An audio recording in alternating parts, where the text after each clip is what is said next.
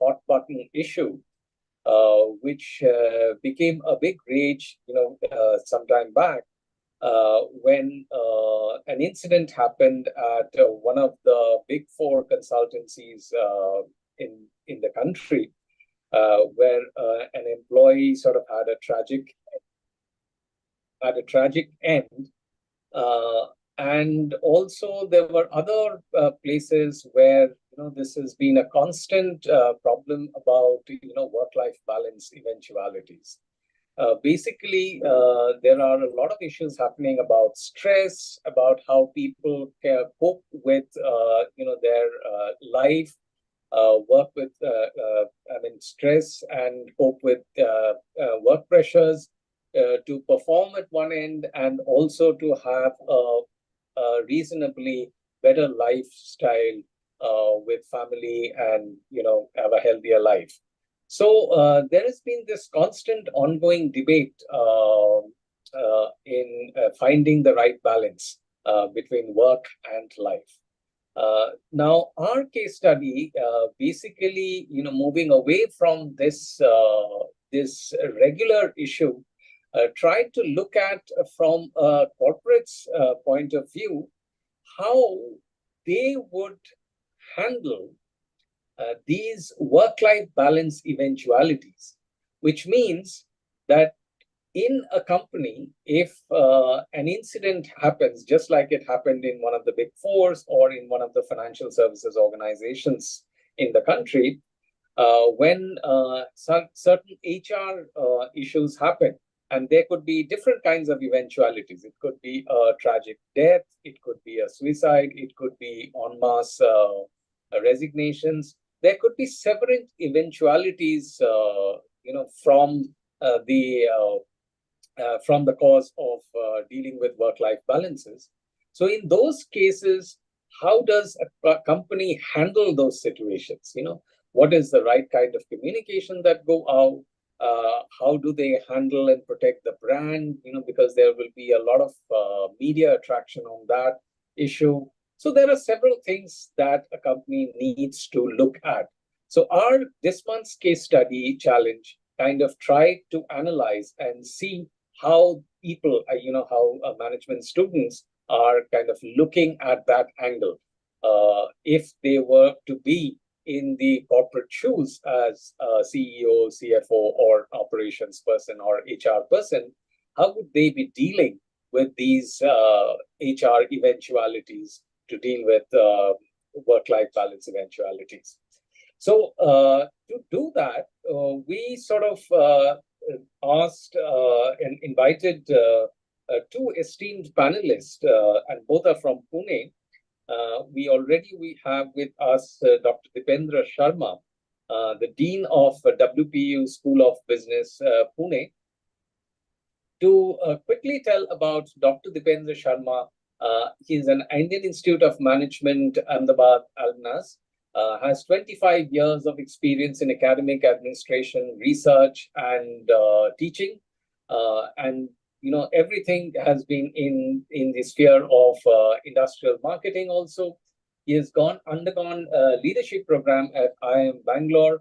He served as HOD MBA programs in various institutes. Before academics, he has served industries at various managerial levels. And besides MBA, he holds a degree of MA Economics and is also a net management qualified. So he has a very strong research and academic background behind him. So please, let's welcome Dr. Dipendra Sharma, Dean, WPU School of Business. Thank you, Dr. Dipendra Sharma, for joining in this as a panelist for this. We also had invited Mr. Sudhir Mateti, the head of HR Human Resources at Syntel Telecom by Arvind Limited. He's also from Pune, but I'm not sure if he's able to join. Can we just quickly check if he has been able to join? So Rindam, I just had a word, so he's joining. Okay. So he is joining. In the meanwhile, if I can quickly go to Dr. Sharma, But before that, let me just quickly take all of you through the format. Uh, we will have a quick discussion with the panelist, an industry specialist and an academician like Dr. Dipendra Sharma, on focusing on this case study challenge that we had floated for business management students to attempt. After this discussion, we will then announce the winners of this month's case study challenge. And then we will also give you a sneak peek into next month's case study challenge. So that is the format. So having said that, I would quickly go to Dr. Sharma. Dr. Sharma, in the light of this tragic cases, at these big fours or, in a financial services and company, what role do you think the corporate and academia partnerships can play in fostering a culture of well-being, resilience, for future managers and business leaders? Okay, good evening, Arindamji and all the participants. And I am thankful to you for inviting me as a panelist in such a useful discussion. So really, my heart goes away with all the young people who have just lost their life, and which has come to light is of the EY and the Bajaj Finance. So now, when we talk about the tragic cases of the employees of this Ernst Young and the Bajaj Finance, it basically highlights the urgent need for a culture of a well-being in the workplace, Arindamji. And Sure. when you talk about the corporate academia partnership, definitely it can play a very vital role in addressing this issue by equipping the future managers, what we are trying to produce during our MBA, with the tools to foster resilience and the mental health awareness, which is a taboo as of now. Now, Mhm. these collaborations can integrate where the real world corporate challenges into the academia curriculum, which we try to do somewhat to some extent to the case studies, which you are already doing, and allowing the students to engage with the case studies on the workplace stress and the mental health initiative. Now, additionally, in what the institutes are doing, companies can also offer the mentorship programs and the internship that emphasize the well-being practices, creating a culture of support from the ground up. And Mhm. what I feel, sir, is that by aligning the academic training with the corporate realities, and that's Mhm. what the collaboration is all about, that I Mhm. repeat, by aligning the academic training with the corporate realities, definitely we can prepare the future leaders to prioritize their mental health in their respective organizations, cultivate resilient teams, and ultimately reduce the stigma around seeking help. Today, I do not know why we are so shy of reaching out to the people if I need help.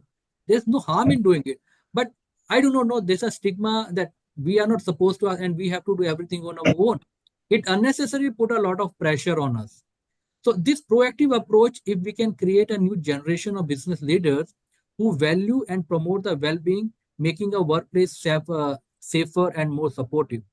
And if allow me, I would just share a few of the examples.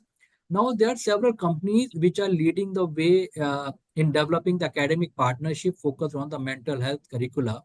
Now, for example, there's a company by the name of Mind who was working on mental health charity in the UK. It basically collaborates with the education institutions to provide resources and training on the mental health awareness and the support. Additionally, companies like Accenture and PwC also, they have initiated, you can say, programs aimed at improving the mental health education and support within academic institutions.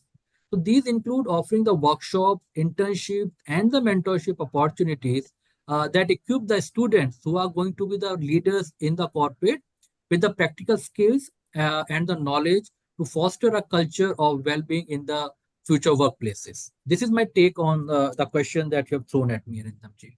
Sure, sure, sure. Okay. So, to quickly go to the next bit is, these schools are typically, we find that they are like the labs, that should ideally be gearing up their students for a corporate life outside. Now, currently, do they focus on work-life balance issues, and how do you think students should be handling that stress? Yeah. It's very funny. If I remember when I was a student, I think such type of question like a work-life balance, or I do not know even this word existed at that time or not. But in today's context, even let us not talk for MBA when we are dealing with BBA student as well. So even in their life, I don't know what type of stress is there. And that is why these questions become very pertinent. So what traditional we have been doing at the business school is that we have been focused on building the business acumen, leadership skills, and the competitive edge. But in today's scenario, the landscape is very different, Arindamji. We are Yeah. producing leaders for a world that demands not only the intellectual capacity, but also the emotional resilience. I'm not talking only about the emotional intelligence. I'm also talking about the emotional resilience. And from my last 2 decades or 25 years of experience into the industry and now into the academia, I can say that managing stress is no longer a soft skill. Rather, it has become a core competency for an individual. And from my experience, most business schools, they are trying to still catch up, but still we need to accelerate this transition. Okay. And this is what, when we say we are a world peace university, it does not mean that we are only preaching peace. We are also trying to have certain courses where we are talking about the mental health of a student.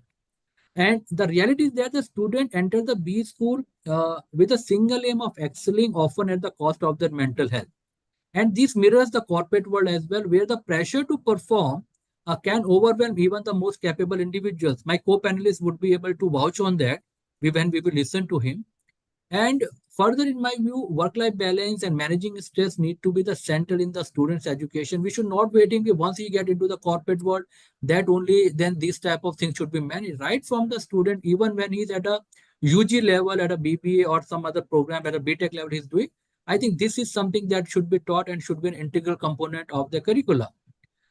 And further, now, what we have seen the corporate or even academia, we conduct some workshop for a 2 to 3 day workshop. We go some outside and we conduct some workshop. But basically, what I feel that stress management should not be just a workshop at the end of the semester. It needs to be woven into the experience, is what I personally feel.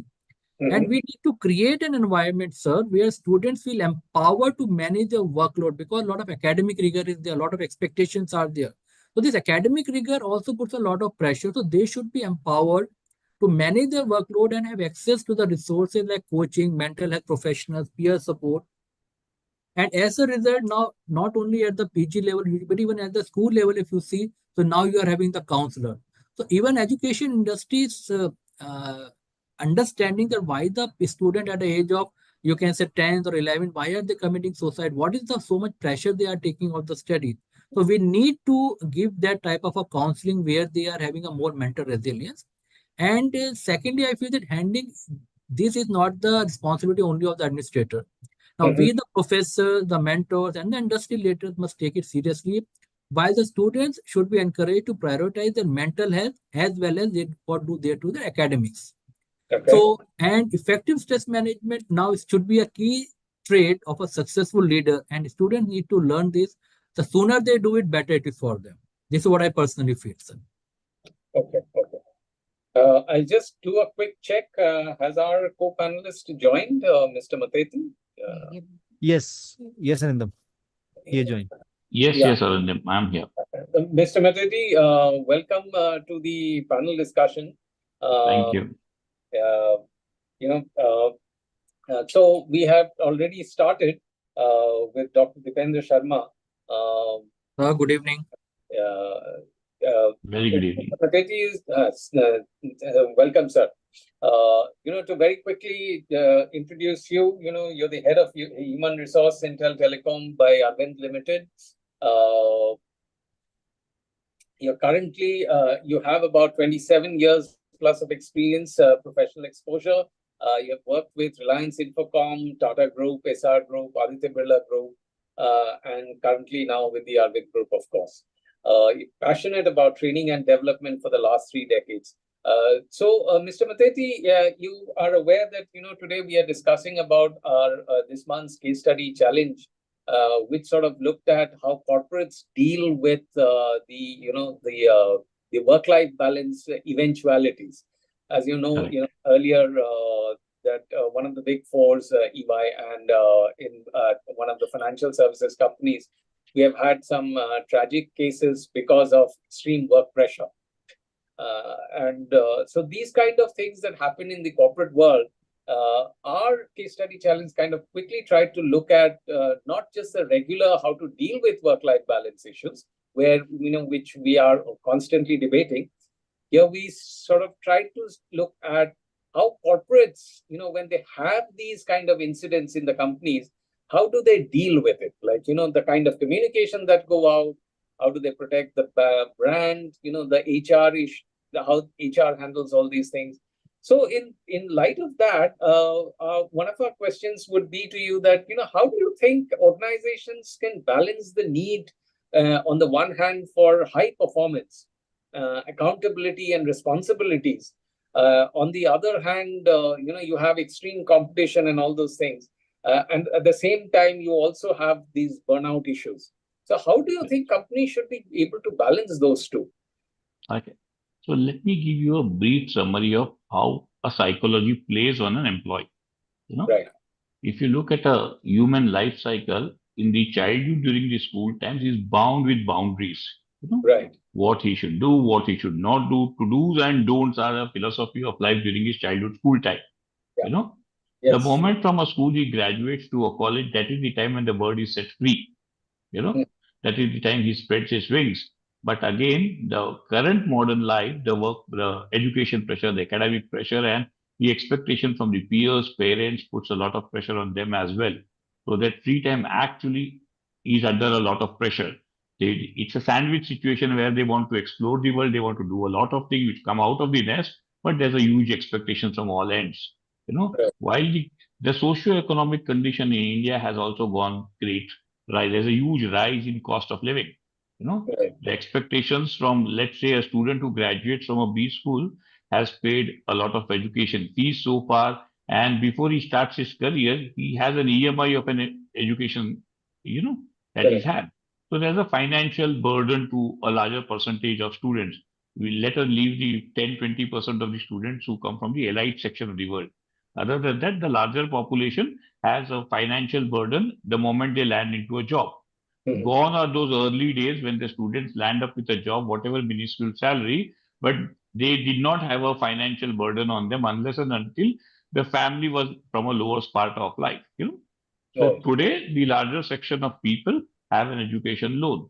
So Mhm. this all the socio-economic condition, the early childhood restriction, this all from a psychology standpoint is to live within in the boundaries of everything.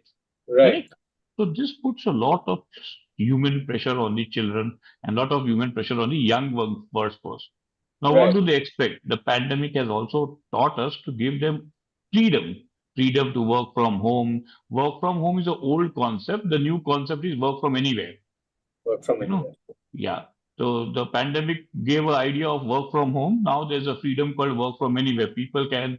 I have employees who go to probably Goa and work from there. I have employees who go from some other location and work from there. As long as they are productive. So the pressure of being productive is utmost there in the corporate world.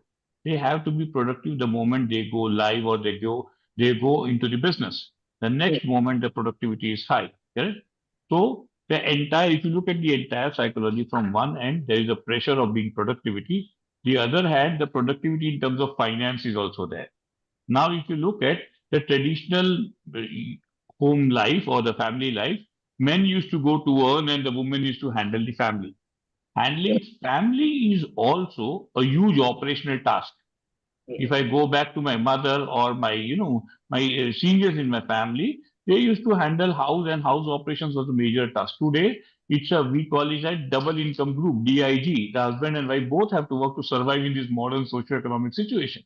Correct? Mhm. Now the housework is also a huge task. So weekends, when earlier days, after a weekend, when the employee would come back home, he would be fresh. He would have taken rest. He would have felt happy spending lovely time with the kids and the family. But these days, Mondays, you see employees coming back after burnout. Mhm. And we used to work 6 days a week, and today employees work for 4 days a week or 5 days a week.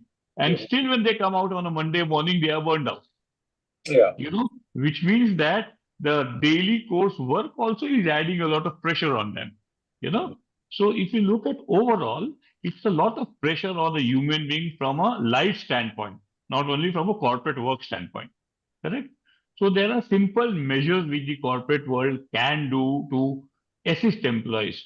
For instance, I remember around 15 years ago, I wrote a mail. I was the first one to write a mail to all my employees saying that during the rainy seasons, coming to office on time is not mandatory. Life is more important than reaching on time. Roads are slippery. Most of the employees come on a two-wheeler, wear helmet, wear your safety guards. And it's okay if you're half an hour late, 1 hour late, it's okay. As long as you're responsible for your task, coming to office on time is not mandatory. Right. Correct? So policies which enable employees to give them the flexibility to work, as and when managing their entire life operations is one of the ways to help them handle these pressures. Correct? When like work from home, like work from anywhere, like a hybrid system, or giving them tools, technologies, and gadgets to develop, and also clearly telling them measurable areas where you will be measured. One of the biggest confusion in large organizations are that they are joined with a purpose. Okay, an employee joins the organization with a purpose. He knows what he has to do, but he does not know at the end of the year on what he will be measured on. Correct. Correct. So he really does not know. And after a year, when he is measured on certain different parameters, then that is the area where he feels that I struggled a lot to produce what I produced, but I am measured on something else. So having a clear-cut understanding with the employee on what are his deliverables, what are his KRAs, on what he will be measured, having a fair appraisal system mechanism, and giving them flexibility to work is one of the important ways to ease this pressure on the employees. Right. So I think it's an interesting point that you're raising over here. You're saying that, as work and life has changed over a period, I think policies, corporates should also see how dynamic their policies can be made to sort of be in sync with the different situations that keep happening over a period. So good point. So if I quickly come back to Dr. Sharma, Dr. Sharma, even campuses have seen various incidents like this, right? We have seen that extreme pressure to study, or to sort of feel accountable that your marks might not be good enough, or you will have to excel in your performance. The same issues. There also in campuses we have seen this kind of eventually. In IITs we keep hearing about suicides and all those things that happen.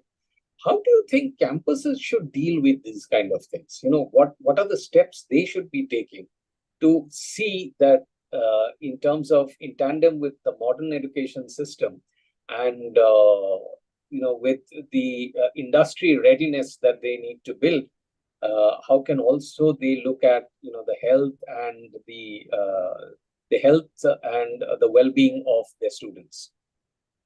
There's something I have witnessed approximately 15 years back when I was a part of an institute in Dehradun. I should not be taking the name of the institute, but I was working as it was early days when I recently shifted from industry to academy, and I was just an assistant professor at that time. So there I had witnessed this I will not say this tragedy, where one of the students was a Nepali student and he committed suicide in the hostel. Now, dealing with tragedies such as society is basically one of the hardest challenge that any leader or institution can face. Unfortunately, this issue is not limited to the campuses. Now, the stress to perform and succeed can be overwhelming, both in the academia as well as in the corporate, what we have witnessed in the case of EY and that's what the example that we are talking about. But from my limited experience that I have got, the only way to truly handle this situation is with empathy, openness, and the action. Now, this means that fostering open conversation about the mental health, reducing the stigma. This is what I personally feel, that today, even my faculty members, I am heading a team of 250 faculty members, and many of them are female also. So I can just make out that there is something not very comfortable, but these people are not ready to come out and talk about their problems. So again, before also I said that we need to work, or we need to remove the stigma which is being attached around asking or seeking the help. And by providing the multiple avenues to support, whether we are talking of academia, when we talk about academia, so we are having employees as well as we are having the students at both level. We need to have a look on that. But when the tragedy strikes, it is about the immediate and the compassionate response that we need to make. A transparent communication with the community, and counseling for the students and the staff, and giving people the time and the space to grieve are vital steps. So my co-panelists mentioned some very good. It was a very simple thing on his behalf when he allowed the people to come half an hour late or 1 hour late. So it is not about half an hour, but I personally believe that if you are giving this type of liberty to the staff, then the people coming late, the number would reduce because they would get emotionally connect with you and they do not find that they are regimented and they are being monitored for every minute. So it's a very good initiative that my co-parents has taken, and it is something that should be implemented. So it is about the emotional connect, giving them the psychological cushion, and through the interaction that we are having. So now, and at the same time, some morale building should be taken. Morale is very important when he's saying that even after 4 days, all the one people are coming. So why we are reducing the working hours? Because we want to give more time to the people so that they don't feel burnt out. But what is happening is actually just the opposite of it. So why is it that case? That is something that we need to deal with. Now, rebuilding the morale after the cases like this cases happen, so because the person who is committed to suicide, the story does not end there. It has a lot of ripple effect on the existing employees. So now we need to build upon the morale of the existing people, and it is a very delicate. It's a very delicate exercise, and it requires a lot of effort and the time. But what I have learned from the corporate world, what are the limited I've spent over there, is that the community and the purposes are essential for the recovery. Students need to feel that they are a part of something larger, and their success is not limited only to the grades or the job prospects, but to a deeper sense of meaning and belongingness. So to restore this morale, it is important to engage the students. I'm talking from the academic perspective only, to engage the students and the employees in the collective healing processes and let them take a part in the solution and remind them that their personal worth is not solely tied to the academic performance.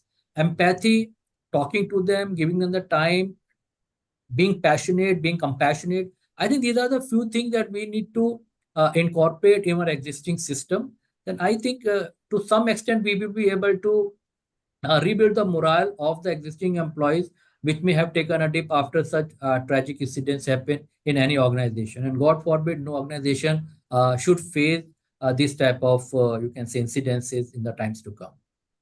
Good. Thanks, Dr. Sharma. I mean, you've raised a few pertinent issues over here, points over here. You're saying that when such incidents happen, being transparent and proactively talking about empathy, giving the space to grieve, then engaging with the students and letting them know that, beyond their academic grades, there is a larger purpose in life to be involved on the campuses and do better.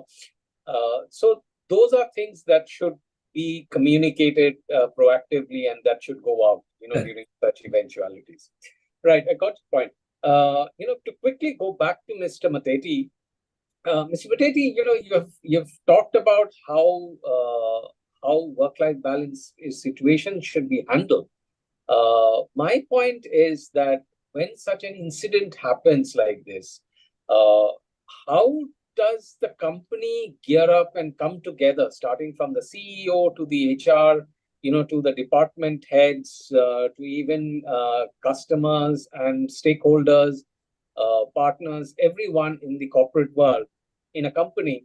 How do they come together to sort of communicate this eventuality in the positive way? Though whatever has happened, but to keep the brand intact, and yet tell the world that how they are dealing with this situation. How do you think that communication should be done? Absolutely. Employee communication is one of the most important aspect of business. Correct. And employees not only in India, across the globe, look at this communication from a very important standpoint, because our communication, gives them a message that what we principally care about. There's a myth that most employees feel that organizations only care about profitability. They only think that they care about profitability, whereas it is a myth. Most reputed organizations and most wonderful organizations who have created history in business are the ones who cared about their people. That's why they created history. Right. They are not our biggest asset in the industry is not the machines and the technology and the net worth. The biggest asset is our people. If we handle our people well, our people will handle business as well. That is the philosophy which goes like that. Correct? When such an incident happens, any such incident, untoward incident happens, which is a loud message to the society or to a particular community at large, it is an eye opener for the organization. You know, every such incident is an eye opener. It brings to light certain areas where the organizations were handling at an operational level, which can be handled at a much deeper level also. There's a room for going much deeper and making those corrections. Correct? First, the organization understands which are the areas where we can, tie our loose ends, what else better way we can do, and then gets back to the employees with a positive frame of mind, telling them that this is an untoward happened, whatever has happened, but these are the areas which we are already doing, and these are the areas which we will take further actions as a precautionary measure to evade such situations.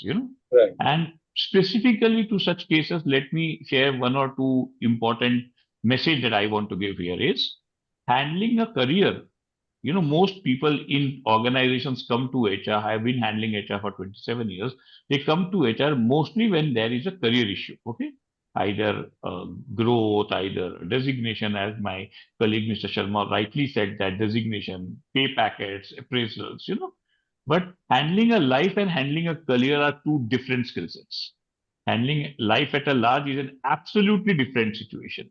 To give you an anecdote example, if you put a very well organized traffic from a European country, a driver, into a chaotic situation in India, let's say Mumbai, Bangalore, or Gujarat, his ability to handle that traffic would be chaotic. And he Yeah. would leave the steering in the middle of a traffic and say, where on earth have I arrived? Am I Yeah. right? So this is life. And what we see on the European roads is an ideal life, in a Yeah. life perspective, giving you an analogy, correct?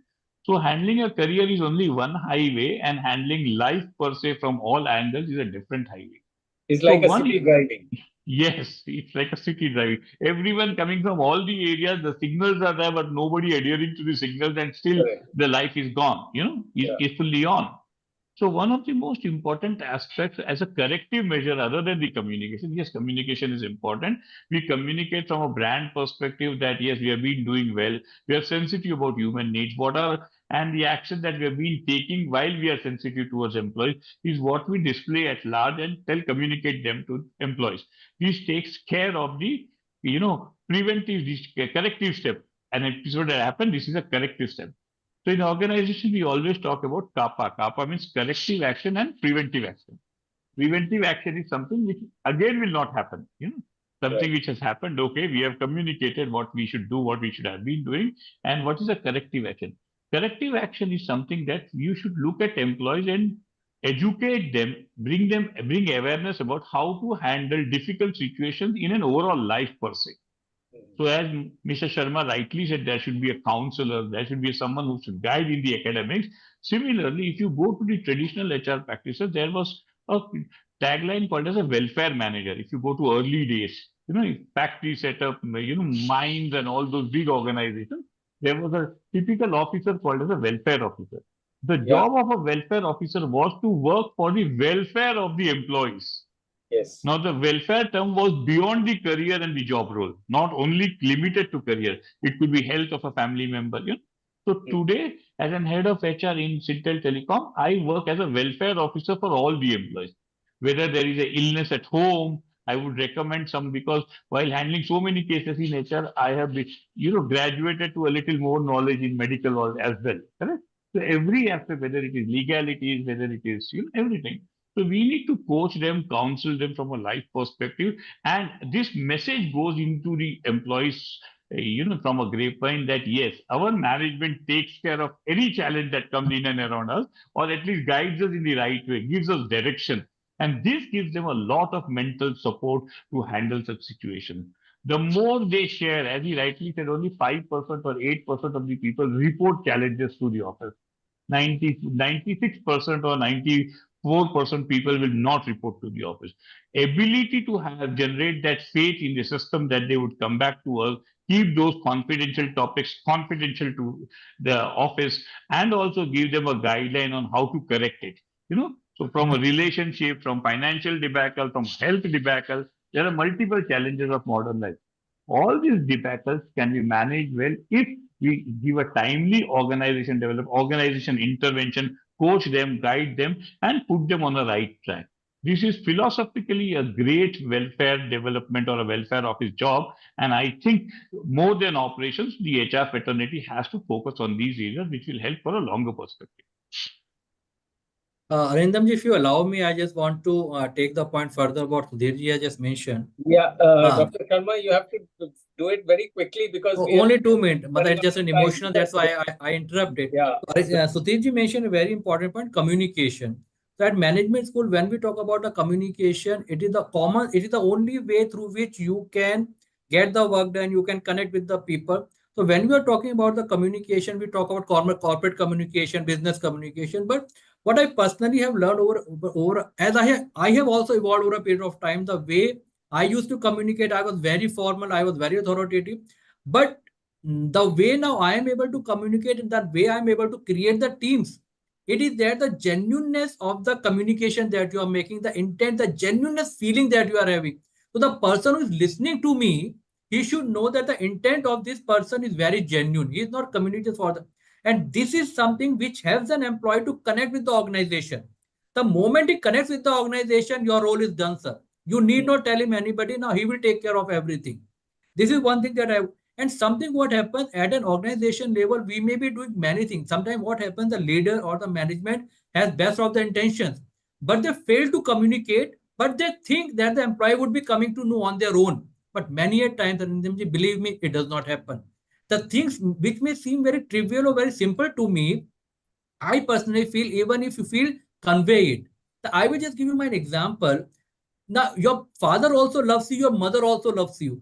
But the way in which the father expresses his love is very different from the mother. So most of us are more comfortable with the mother because mother is more expressive.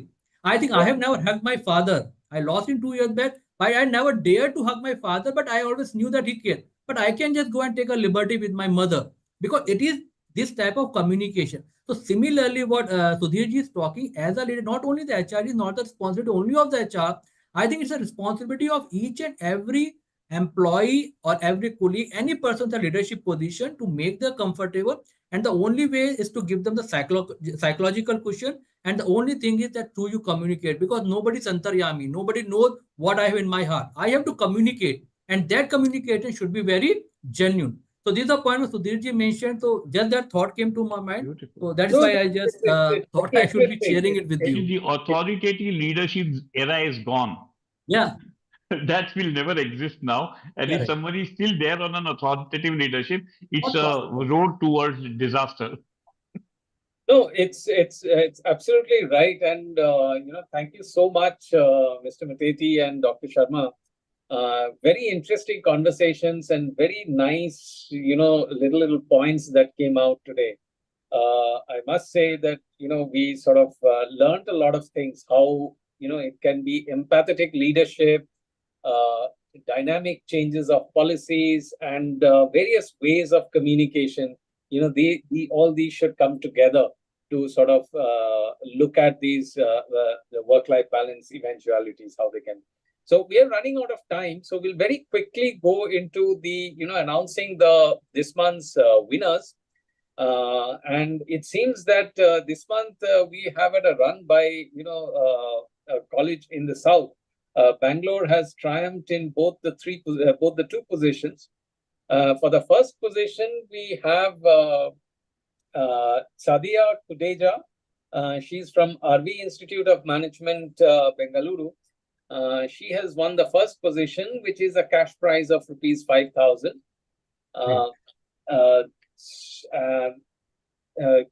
Can we ask Sadia to come very quickly and say a few words, because is Sadia there? Yes, sir. Yeah, welcome, Sadia, and congratulations. You have won the first prize for this month's case study challenge. Thank you so much, sir. See, few quick words. You have to keep it short because we are running out of time now. Yeah, sure, sir. Good evening, everyone. I'm very happy to receive this award. This case study brought to light a critical issue on, how essential it is to prioritize mental health and create a positive work culture within the organization. So this recognition means a lot to me, and I'm very grateful for the opportunity. Thank you so much. Thank you, Sadia. Congratulations, Sadia. Our next winner, the second position is again from RV Institute of Management, Bengaluru, Mark Dakshin Kennedy. He wins a cash prize of 3,000. Congratulations, Mark. If you can just come in and say a few words. Mark has messaged Arindamji that his audio issue, he can't, is disabled. Okay. Yeah, but now it's fine, I believe. Can you hear me? Great, Mark. Yeah, I was surprised to find my very own classmate winning the first prize and myself the second prize. I first like to thank my institute for giving me this opportunity to work and participate in this very interesting case study. And I'd also like to thank the judges for considering my answers and awarding me this prize. Thank you. Thank you so much, and congratulations again, Mark. Thank you. I would like to now call upon Sakshi Lohani from International School of Business and Media, Pune. She has won the third position, a cash prize of rupees 2,000. Sakshi, congratulations. Can you come online? Yeah, thank you. Thanks, Sakshi. You can say a few words, Thank please. you, sir. Respected panelists, a very good evening. First of all, I would like to thank my institute, International School of Business and Media, and Business Standard for giving me this opportunity and the platform to share my views. I think, of course, the panelists have given us a very insightful and thought-provoking discussion on the topic. And I actually want to thank you to bringing up this topic on the forum of discussion and considering me worthy of recognition. Thank you. Thank you, Sakshi. Keep doing well. Now, I would like to announce or in fact, launch November's case study challenge topic, which will going to go live on our BSmart app on November 1st. The case study challenge is on basically on merging titans, Intel inside Qualcomm. We have all grown up and we have all known Intel, being Intel Inside. We know the logo, how it looks. We know that pretty much all our machines across the world have had an Intel chip till now, and it continues to have that. And it's a giant of an organization. But how Qualcomm, one of the major telecom brands in the world, a major telecom leader, has shown interest in buying Intel and sort of taking Intel into its fold. So the case study challenge basically looks at how two titans, Intel on one side, the semiconductor company, the chip company, and Qualcomm, one of the major brands in telecom, they want to come together. So it sort of is a pivotal moment in technology consolidation. So the case study challenge primarily focuses on the tech M&As and how it can impact the world technology future. Again, there are 3 cash prizes. First prize of rupees 5,000, second prize of rupees 3,000, and third prize of rupees 2,000.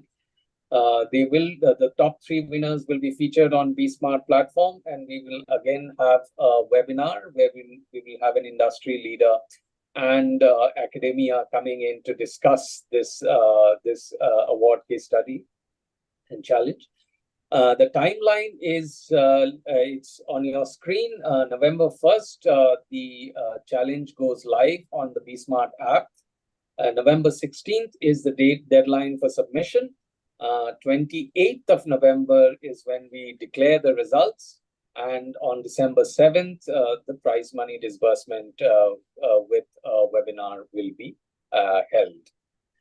You can go to and download BSmart app from the link is given over there. So with that, I would like to thank everyone, the audience, our esteemed panelists, the winners of this case study challenge. Thank you for participating in this month's webinar. We do look forward to see you next month. Thank you. Thank you, Arindamji, for having us on this panel, and we also love interacting to each other. And Sudhirji, since you are located in Pune, I think soon we should catch up sometime. Sure. So we will catch up sometime soon. Thank you, Arindamji. Thank you, Sudhirji. Thank you so much. Thank you, Deependraji. Thank you so much. Thank you. Take care. Thank you. Bye. Thank you. Take care.